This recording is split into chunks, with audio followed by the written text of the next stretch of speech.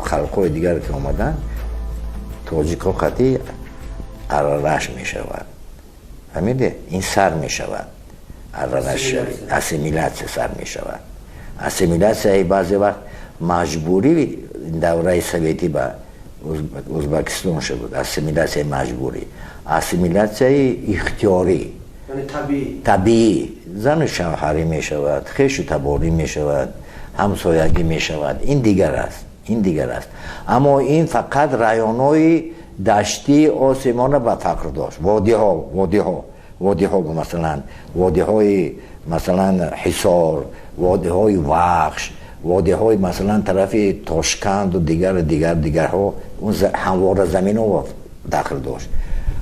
اون توجیهی که ای دستی جبری اجنبیان هجوم کردن و یا گریخته پنهان شدن در کوهستان و یا به داخل نداشت. همین توجیه‌های کوهستان رفتن. این کوهستان اون کوهستان به معنای نه که وای با هوا آوی تازه موج رفته زندگی کردن. این درو است. توجیه‌ها مجبور شدن کوهستان بروند. کوه ها مجبور کنی و همش میکشیدن.